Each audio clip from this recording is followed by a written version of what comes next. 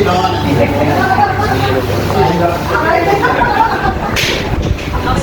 นี่สามเณรธันวาลุงโสมเอาหน้าไปบังคับขึ้นไปสามเณรพลวัฒนุพันธังไปอย่างไปสามเณร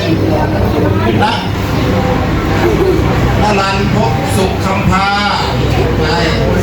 สามเณรทะละพลเชื้อคำจันทร์สามเณรธนชาติเงินจันทร์สามเณรพงพิพัฒน์นาคโพสีสามเณรอาดิเทพเชื้อวังคำหรือว่าสามเณรน้ำมนต์คุณโจโกหก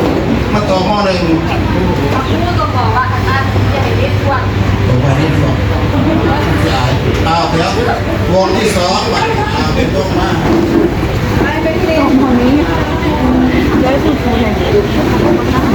วงที่สองมายืนตรงกลาง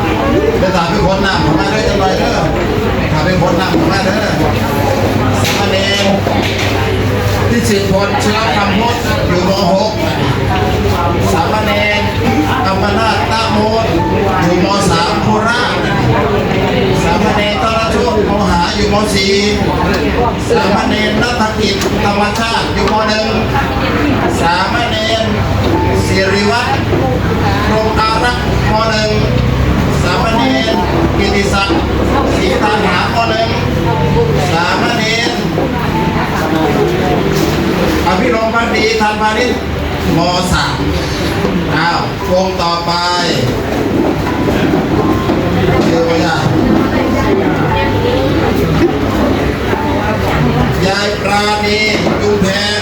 ยายประนอมจุมแพงทวินไทยสามเณรอานนท์กินกองอยู่ม .5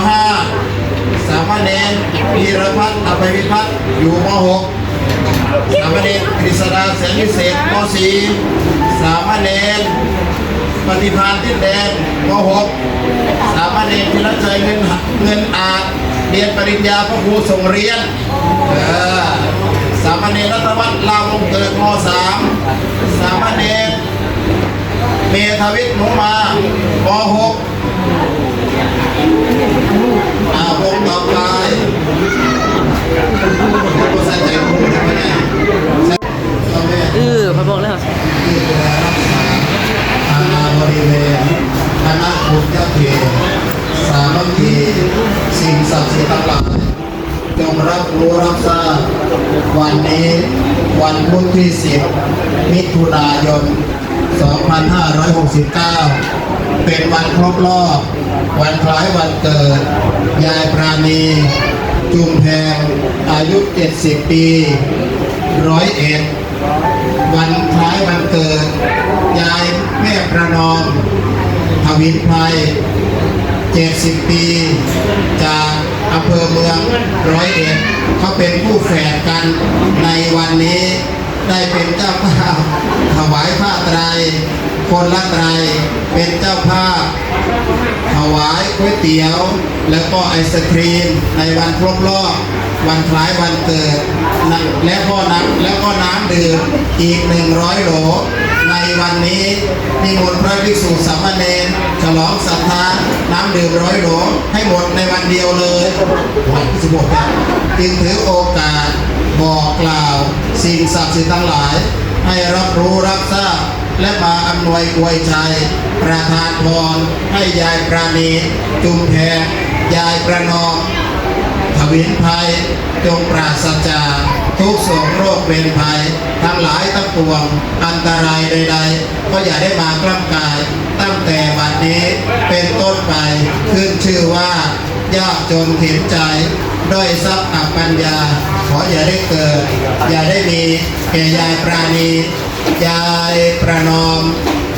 ตั้งแต่บัดนี้เป็นต้นไป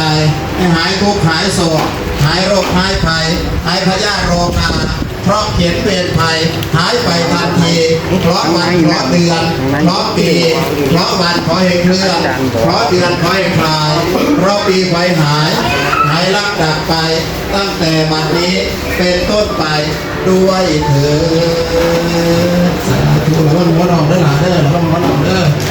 เสียกระต่ายฟังสักก่อนกัจจามิตติยัมปิธรรมังสรณังกัจจามิตติยัมปิสังฆังสรณังกัจจามิเอวเมสุตังเอกังสมัยยังภควะภะระเจมิหาราตินิสิปัตตานิกัตตายตตระโภภควะปัญจวัคคีย์เยมิทุอามันเตเสตเวเมกตเวอันตปะปะเจเตนาราเจมิตาภาโยเจยังเมสุกามัสุกานิตาสุโยโกยโนกะโปโกตุจาริโกอนาริโยอนาตสันติโตโยจะยังอัตติลามัตตาโยโกโลโกอนาริโยอนาตสันติโตเอเตเตปิกะเวปุโบอันเตอนุปกรรมมัจจิมาปฏิปตาตถาคเตนะอภิสัมพุทธัสสะปุกาลานิยนะสารเนอุปสมายะอภิญญาสัมโพธยานิพานยาสัมปตะเตปัตตมัจจะสัพพิกะเวมัจจิมาปฏิปตาตถาคเตนะอภิสัมพุทธัสสะปุกาลานิยนะสารเนอุปสมายะอภิญญาสัมโพธยานิพานยาสัมปตะเตอายะเมวะอริโยอัตติโกภะโกติติตังสัพพะติสัมมาสังฆโกสัมมาวาจาสัมมากัมมันโตสัมมาอาชีโวสัมมาวาจโมสัมมาสติสัมมาสมาธิอายังโมสัพพิกะเวมัจจิมาปฏิปตาตถาคเตนะอภิสัมพุทธัสสะปุกาลานิยะนักปาราเนอุปสมายะอภิญญาสัมโพธยานิพานยาสัมปตะเต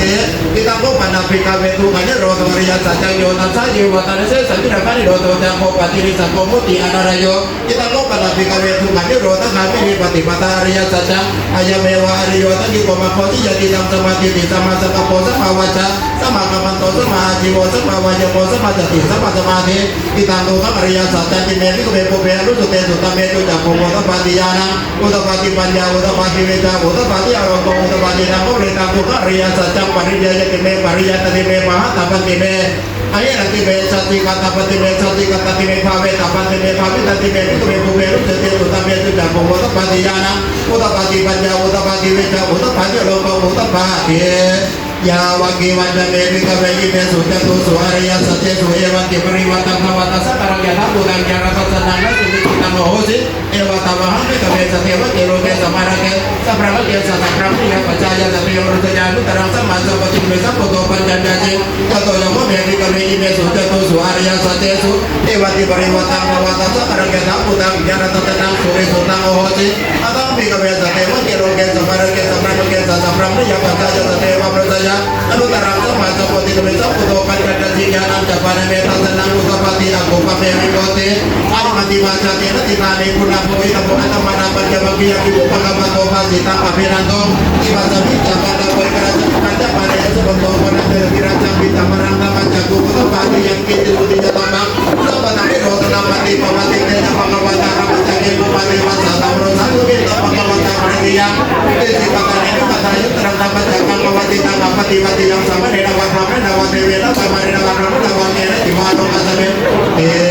Umanang dewanang satang tawaka tumantika dewa satang manusia mekuta tumantika nan dewanang satang tutawaka watisa dewa satang manusia mekuta watisa nan dewanang satang tutawaka yama dewa satang manusia mekuta yama nan dewanang satang tutawaka tutita dewa satang manusia mekuta tutita nan dewanang satang tutawaka nemarati dewa satang manusia mekuta nemarati nan dewanang satang tutawaka paradewi tawasawati dewa satang manusia mekuta paradewi tawasawati na dewanang satang tutawaka brahmakajita dewa satang manusia mekuta brahmakajita nan dewanang satang tutawaka brahmaparitaca dewa satang manusia mekuta brahmapriyaca nan dewanang satang tutawaka brahmaprohita dewa satang manusia mekuta brahmaprohita nan dewanang satang tutawaka mahabrahma dewa satang manusia mekuta mahabrahma nan dewanang satang tutawaka paritabha dewa satang manusia mekuta paritabha nan dewanang satang tutawaka apamana dewa satang manusia mekuta apamana dewanang satang tutawaka apasara dewa satang manusia mekuta apasara dewanang satang tutawaka paritasuba dewa satang manusia mekuta paritasuba nan dewanang satang tutawaka apamana suba dewa satang manusia mekuta apamana suba nan dewanang satang tutawaka subhiraka dewa satang manusia mekuta subhiraka nan dewanang satang tutawaka sanji sata dewa satang manusia mekuta sanji sata nan dewanang สัตตังพุทธวาวิหัปนาเทวาสัตตมโนสาวิทุเวหปนานังเทวานังสัตตังพุทธวาวิหาเทวา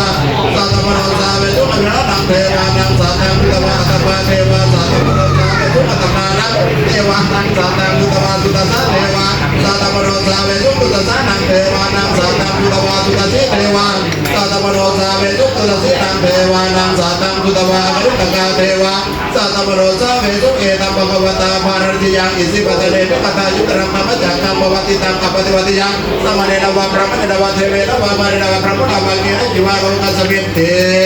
อิติหะเตนะคะเนนะเตนะโมโหเตระเยวะพระพุทธกัสสะโตอาภูกัสสิอายัญจตาจัตมัสสิโรกตาตุสัมปัปิสัพพะสัพพะเวทีปมาโรเทวะโรภะโสโตเกปะตุโหสิอติกเมวะเทวะนังเทวะนุภาวังกตโกภะวะอุทานังอุทาเนสิอัญญาสิวะตะโมกนันโยอัญญาสิวะตะโมกนันโยเตอิติตัมมยสัพพะโตกนันยาสาอัญญากนันโยเววนามังอโมสิเตสะอัตตระตาสุกิตาเวรุราหะพุทธสัสสเนอโรคาสุกิตาวิสัมมาสัพเพหิยะเตเวอายุวัตโกธนวัตโกสิริวัตโกยัสสวัตโกพลวัตโกวันวัตโกสุขวัตโกมุตุสัพพตาทุกขโรคพยาเวระทุกขสัจจุลิมังมาอเนกาตรายามิวินาสัตตัวเสจโตจายเสติตรังลาภังโสติวะยังสุขังพลังสิริยาจุจวันโนจโพนาอุติจยสวังสัตวาสายาโยจเทวเสติภวันตุเตภวตุสัพพมังคลังรักขุสัพพเทวตาสัพพพุทธสัพพธรรมสัพพจักขันภาเวนะสัทธาโสติภวันตุเตมันไม่ยากพี่น้องอิมานิมัจจังพันเตติจีวรานิพัตตานิสัปปริวารานิภิกขุสังฆัสสะโอโนชยามะสาธุโนพันเตภิกขุสังโฆอิมานิติจีวรานิไทยธรรมานิพัตตานิจตุปัจจยานิสัพปริวารานิปฏิคันหาตุอัมหากังทีคารตังหิตายะสุขายะข้าแต่พระสงฆ์ผู้เจริญข้าพเจ้าทั้งหลายนำโดยยายประณีจุมเพนยายประนอมทวินไพรพร้อมด้วยลูกหลานได้น้อมนำมาแล้วซึ่งผ้าไตรจีวรสองไตรภัตตาหารก๋วยเตี๋ยวน้ำดื่ม100 โหลและจตุปัจจัยขอน้อมถวายแก่พระสงฆ์ขอพระสงฆ์จงรับเพื่อประโยชน์และความสุขความเจริญแก่ข้าพเจ้าทั้งหลายเนื่องในโอกาสวันครบรอบวันคล้ายวันเกิดยายประณีจุมแพงยายประนอมทวินไพรอายุ70 ปีขอให้มีความสุขความเจริญเถิดสาธุสมัครยอดสมัครมันงอถือเข่าเนาะสมัครยอดสมัครถวายเส้นจากไหนอาญาปราณีก่อนเกิดเน่งไตรยายประนอมมาเกิดเตรียมยาน้ำบันขวดน้ำรับร้อนแต่พระทหารชิดได้เกิดขณะไม่นั่งยาวเลยอาปุราปาริปุเรติสาคารังเอวะอิโตตินังเปตานังอุปกปติอิทิตังปฏิตังสุมังคิปะเมเปปุเรโตสัจจปาจันโนปนาราโสยะถามณิโชติราโสยะถาสัพเพติโยวิวัชชันตุสัพพะโตโมวินาศตุมาเตภวะตุอันตรายโยสุขีเตอายุโกภวะอภิวาทนาสิริสเนจังพุทธาปัจจายโนจัตตารโอธรรมมาตันติอายุวันโนสุขังอายุโกภะโตเยโรวันโตปฏิภาณโตสุขัสสะตาเมตาเวสุขังโสอธิกาจติอายุทัตตวะพลังวันนังสุขังจะปฏิภาณโตเยทายุยัสส โอติยาทายาทุปปัจจเตเยข้าพเจ้าจะฉันพระทหารเมื่อนี้ไม่เพื่อเล่นไม่เพื่อมัวเมาไม่เพื่อประดับไม่เพื่อตกแต่งแต่ใช้เพื่อยังอัตภาพนี้ให้เป็นไปและปฏิบัติธรรมถ้าพร้อมแล้ววันนี้มนต์ฉันได้เลยครับผมวันนี้เนี่ยมันต้องบุริพัฒน์เกิดการบุริพัฒน์เกิดการนี่ครับย่ายมันกุมผ่าไตมันเนี่ยนั่งใกล้ๆสองย่ายนะเอาผ่าไตไหมผ่าไตแล้วกันเจริญสุขเจริญพรศรัทธาสาธุชนทั้งหลายวันนี้วันพุธที่ 10 มิถุนายน 2569 เป็นวันครบรอบอายุวันเกิดของยายปราณีจุมแพรยายประนอมทวินไพรเป็นคู่แฝดกันลูกๆหลานๆมาถวายเพลในวันนี้พร้อมเพรียงกันเป็นอย่างยิ่งเป็นเจ้าภาพก๋วยเตี๋ยวเป็นเจ้าภาพน้ำดื่ม100 โหล